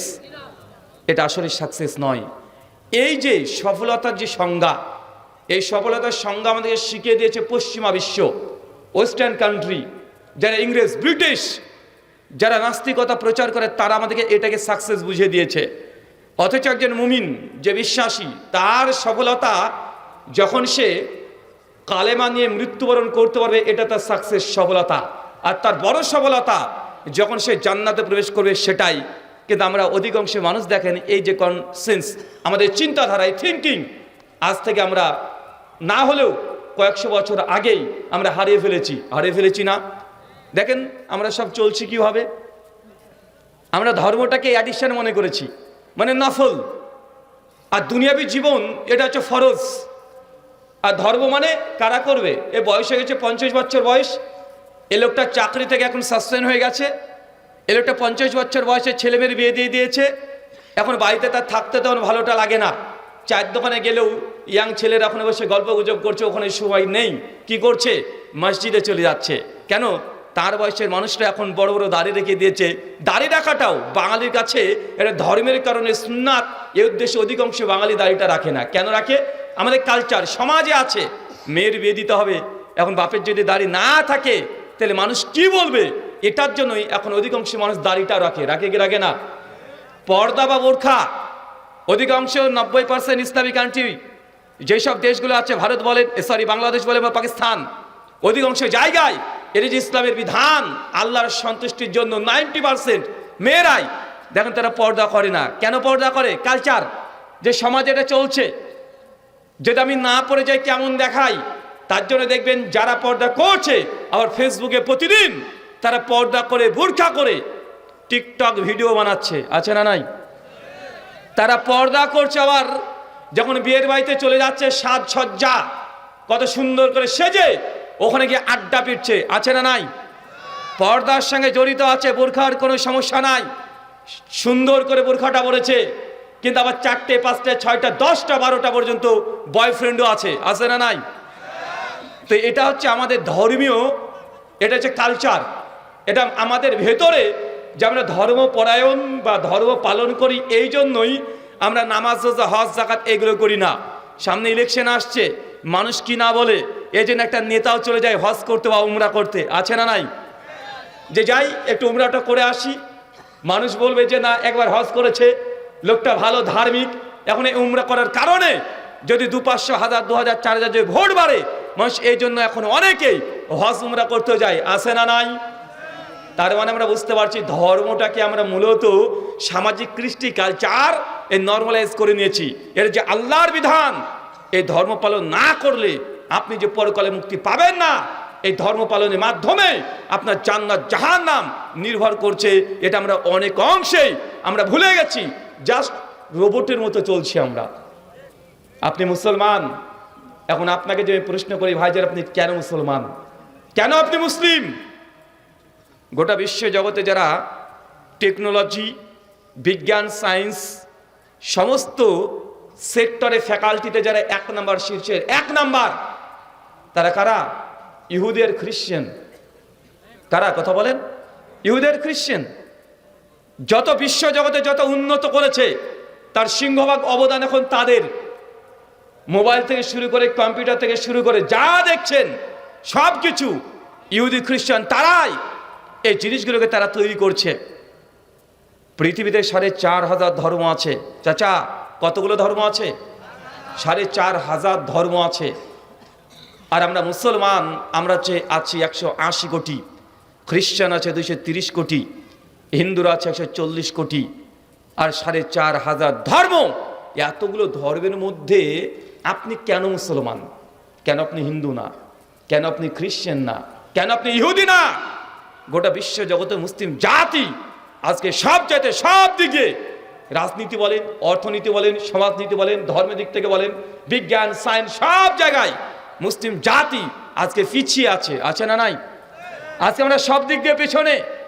তো আপনি মুসলমান কেন? যদি আপনাকে কেউ প্রশ্ন করে কোনো মুসলমান যে তুমি মুসলিম কেন, আপনার জবাব কি? একজন জবাব দেন তো, জবাব দেন। আল্লাহর হুকুম পালন করার জন্য আপনি মুসলিম। তা একটা হিন্দু সেটা বললো আমি ভগবানের হুকুম পালন করি তাই আমি হিন্দু। তা আপনার মধ্যে তার মধ্যে পার্থক্য কি থাকলো? দাওয়াতি কাজ করার জন্য। তো হিন্দু যারা আছে তারা তো বলে আমরা দাওয়াতি কাজ করি, ওরা কি করে না? তো তার সঙ্গে আপনার পার্থক্য হলো কোথায়? আপনি আপনার ইসলাম ধর্মে দাওয়াত দিচ্ছেন, ও হিন্দু ধর্মে দাওয়াত দিচ্ছে। এবছরই আমাদের ভারতবর্ষে, গোটা ইন্ডিয়া নয়, শুধু পশ্চিমবাংলা, পশ্চিমবাংলা মানে যারা বাংলা ভাষা বোঝে এবং কথা বলে, মানে কলকাতা কেন্দ্রিক এই পশ্চিমবাংলা, সমস্ত ভারত নয়, কি বললাম, শুধু কলকাতা। এই পশ্চিম বাংলাতে এবছর 1,20,000 দুর্গা মণ্ডপ হয়েছে। সরকার প্রত্যেকে মণ্ডপে 1 লাখ টাকা ডোনেশন দিয়েছে, ভর্তুকি দিয়েছে। পশ্চিমবাংলার সরকারের যা রিপোর্ট, তারা বলছে 1 বছর যদি দুর্গাপূজা বন্ধ করে দেওয়া হয়, বন্ধ করে দিবে এমনটা না, যদি করে দেওয়া হয় তার অর্থনীতি নিয়ে বলছে, যদি করে দেওয়া হয়। আর জগদ্ধাত্রী আর কালী পূজা যদি বন্ধ করে দেওয়া হয়, পশ্চিমবাংলার মানুষকে 1 বছর সরকার বসে থেকে খেতে দিবে। সরকারের তহবিল থেকে 1 টাকা খরচ হবে না, এত টাকা খরচ করে। কারা? কিসের জন্য? কথা বলেন। হিন্দু দাদারা তার ধর্ম পালন করে এই জন্য। তা তাদেরকে ধর্মীয় অনুভূতি নাই? আর তাদের আছে রে ভাই, তাদের ধর্মীয় অনুভূতি আছে এই জন্যই মাত্র 3 দিন 4 দিন তারা পুজো অর্চনা করে। সপ্তমী, অষ্টমী, নবমী আর দশমী, দুর্গাপূজা 4 দিন। একাদশীতে তারা বিসর্জন দিয়ে দেয়। তারা খুব ভালোভাবে জানে যে এই মণ্ডপটা তৈরি করেছে, প্যান্ডেল তৈরি করেছে লাখ লাখ। আমাদের কলকাতাতে এমনও প্যান্ডেল তৈরি করা হয় কয়েক কোটি টাকা একটা প্যান্ডেলে তারা বাজেট রাখে, একটা পুজো অর্চনাতে। এবার বাংলাদেশে কতগুলো পুজো মণ্ডপ হয়েছিল জানেন? 32,123টা। 32,123টা যদি হিসাব করেন, তারা কোটি কোটি টাকা তার ধর্ম অনুভূতির জন্য তারা কি করছে? ব্যয় করছে। কয়দিন ধর্ম পালন করবে? মাত্র 4 দিন। 4 দিন ধর্ম পালন করার জন্য লাখ লাখ টাকা তাদের বাজেট। মুসলমান আপনার চাইতে মুশরিক তাদের ধর্ম অনুভূতি বেশি আছে। এই জন্য দেখা যায়, দেখবেন সমাজে মুসলমান একটা মসজিদ তৈরি করবে, আল্লাহর ঘর, এটা চিরস্থায়ী, এটা থাকবে, এটা পাকা বিল্ডিং হবে, শত শত বছর ধরে এই মসজিদে মুসলমান নামাজ পড়বে, এলাকার সমস্ত মুসলমান নামাজ পড়বে। তারপরেও এই মসজিদকে তৈরি করার জন্য একটা স্পেশাল হুজুরকে ডেকে আনা হয়। কেন? ও হুজুর এসে দান তুলবে, ও টাকা চাইবে, আপনাকে কবিতা বলবে, গজল বলবে, আপনাকে তেল মেরে মেরে আপনার সে টাকা নিতে হয় আল্লাহর ঘর মসজিদ তৈরি করার জন্য। আছে না নাই? কথা বলেন। যেখানে শত শত বছর ধরে আপনারা নামাজ পড়বেন, যেটা চিরস্থায়ী মসজিদ, যে মসজিদের ফজিলত আমরাও জানি। আপনারা বারবার আপনাদেরকে বলা হয়েছে, কত রকম ভাবে বলা হয়েছে। কেউ যদি একটা দুনিয়াতে মসজিদ তৈরি করে দেয়, বাইতুল ফিল জান্নাহ, তার জন্য জান্নাতে আল্লাহ একটা ঘর দিয়ে দিবে। সে বুখারীর 450 নম্বর হাদিস কতবার আপনি শুনেছেন। তারপরেও মুসলমানের হৃদয়ে আল্লাহর যে ঘর তৈরি করতে হবে, নিজের ইচ্ছাতে স্বাধীন মনে ভালোবেসে ইচ্ছাকৃত কেউ যে 5 টাকা দান করবে এমন মুসলমানের সংখ্যা 1% পাবেন না। হিন্দু দাদাদেরকে দেখেন, তাদের ধর্ম অনুভূতি আছে, মাত্র 4 দিন ধর্ম পালন করবে, এর জন্য একটা মণ্ডপে 20 লাখ 30 লাখ টাকা তারা বাজেট রাখে। এটা জানে যে আমরা যে পুজো মণ্ডপটা তৈরি করলাম, যে দেবী দুর্গার প্রতিমাটাকে তৈরি করলাম, এটা 4 দিন পর নদীতে ভাসিয়ে দেবে, কোনো মূল্য নাই। যে প্যান্ডেল করেছি 4 দিন পর ভেঙে চূর্ণ বিচূর্ণ করে দেবে, কোনো মূল্য নাই। তারপরেও 4 দিন ধর্ম পালন করার জন্য 20 লাখ টাকা খরচ করে মুসলমান। 20 লাখ টাকা দিয়ে চিরস্থায়ী একটা মসজিদ তৈরি করতে হলে হাত কাঁপে, আছে না নাই? আমি এই জন্যই বলেছি যে বর্তমান গোটা বিশ্বজগতে মুসলিম জাতি আজকে নির্যাতিত, নিষ্পেষিত, লাঞ্ছিত, বঞ্চিত, পদদলিত। কারণ কি জানেন? এই হাদিস আল্লাহ নবী 1500 বছর আগে বলে দিয়েছে। কেন? সুনান আবু দাউদ কিতাবুল ফিতান হাদিস 4299, শেখ আলবানী, শেখ সোহাইব আরনাউত, সনদ হাসান বলেছেন। আল্লাহ নবী বলছেন, সওবান রাদিয়াল্লাহু আনহু থেকে হাদিস বর্ণনা, নবী বলছেন যে অচিরেই আমার উম্মতের উপরে গোটা বিশ্বের মানুষ, বিশ্বের যত মানুষ আছে, যত ধর্মের মানুষ আছে, যারা বেধর্মী, তারা আমার উম্মতের উপরে ঝাঁপিয়ে পড়বে। যেমন ক্ষুধার্ত একটা প্রাণী, যেটা বাঘ খাবার দেখলে যেমন ঝাঁপিয়ে পড়ে, ঠিক ওইভাবে আমার উম্মতের উপরে ঝাঁপিয়ে পড়বে। 1500 বছর আগের কথা। কত বছর আগের কথা? 1500 বছর আগের কথা। যেই সময় নবীর সাহাবী খুব বেশি ছিল না, সামান্য কয়েকটা সাহাবীর সামনে তিনি হাদিসটা বলছেন যে অচিরে আমার উম্মতের উপরে গোটা বিশ্বের বেধর্মীরা এমনভাবে ঝাঁপিয়ে পড়বে যেন ক্ষুধার্ত একটা প্রাণী বাঘ খাবার দেখলে যেমন ঝাঁপিয়ে পড়ে, এইভাবে ঝাঁপিয়ে পড়বে। বলেন তো আজকে গোটা বিশ্বের মানুষ বেধর্মীরা আজকে ইসলামকে টার্গেট করে মুসলমানদের জন্য আজকে ভয়ের কারণ হয়েছে কি হয় নাই? গোটা বিশ্বে আজকে মুসলিম জাতি নির্যাতিত নয়। আজকে মুসলমান কোন জায়গাতে নিরাপদ আছে? কোন জায়গায়? মুসলিম কান্ট্রি বলেন, অমুসলিম কান্ট্রি বলেন, কোন জায়গাতে মুসলমান নিরাপদ নাই। চলন্ত অবস্থায় মুসলমানকে গুলি করে মেরে দেয়, তারপরেও বিচার হয় না মুসলিম রাষ্ট্রে, আছে না নাই? তো মুসলমান গোটা বিশ্ব জগতে আজকে এই অবস্থা। আপনি অমুসলিম কান্ট্রির কথা বাদ দেন, যেখানে সংখ্যাগরিষ্ঠ মুসলমান আছে তাদের কথা বাদ দেন, তারা তো নির্যাতন করবে, এটা স্বাভাবিক।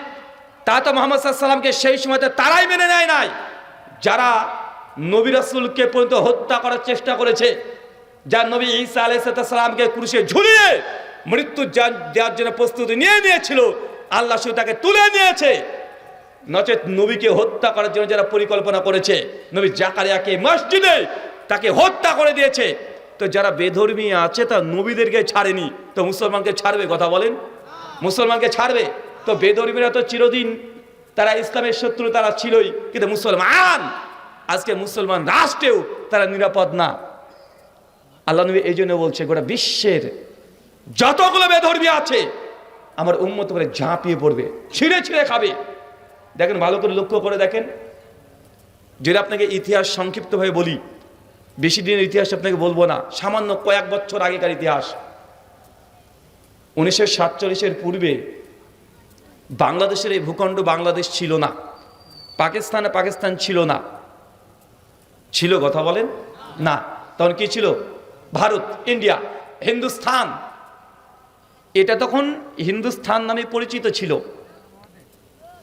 কাশ্মীর, আফগানিস্তান, ভুটানের কিছু অংশ, চীনের কিছু অংশ, শ্রীলঙ্কার কিছু অংশ, আর এই বর্তমান বাংলাদেশ, পাকিস্তান, এই অংশগুলো নিয়ে তখন ছিল একটাই দেশ, ভারত, ইন্ডিয়া। মুসলমানরা কখন এসেছে ভারতে? মানে এখন ভারত বলছি মানে কি বলেন তো? বাংলাদেশের মধ্যে যুক্ত। এখন ভারত বলবো মানে কি বলেন তো? 47-এর আগের ইতিহাস মানে কি? 47-এর আগেকার ইতিহাস মানে কি? বাংলাদেশে ভারত। 47-এর পরে তো বাংলাদেশ বা পাকিস্তান তৈরি হয়েছে, তাই না? তো যখন 47-এর আগের ইতিহাস বলবো, তখন বাংলাদেশের ইতিহাস মানে ভারতের ইতিহাস, ভারতের ইতিহাস মানে বাংলাদেশের ইতিহাস, বাংলাদেশের ইতিহাস মানে পাকিস্তানের ইতিহাস, পাকিস্তানের ইতিহাস মানে কি? বাংলার ইতিহাস। তো প্রথম যখন এই ভারত ভূখণ্ডে মুসলমানরা আসে, কখন এসেছে? আপনাদের বাংলাদেশের কিছু পীর সাহেবদের দাবি যে পীররা নাকি বাংলাদেশে এই ভারতবর্ষে নাকি ইসলাম নিয়ে এসেছে। বলে কি বলে না? এটা সম্পূর্ণ চিটিংবাজি কথা। আরে ভাই, আমরা সকলেই জানি মুহাম্মদ বিন কাসিম 711 খ্রিস্টাব্দে 91 হিজরিতে সাহাবীদের যুগে তিনি অলরেডি সিন্ধ, যেটা বর্তমানে পাকিস্তানের করাচি থেকে 50 কিলোমিটার, ওই জায়গাতে তিনি প্রবেশ করেছিলেন। করেছেন কি করেন নাই? করেছেন। তো সেই সময় অলরেডি ভারতবর্ষে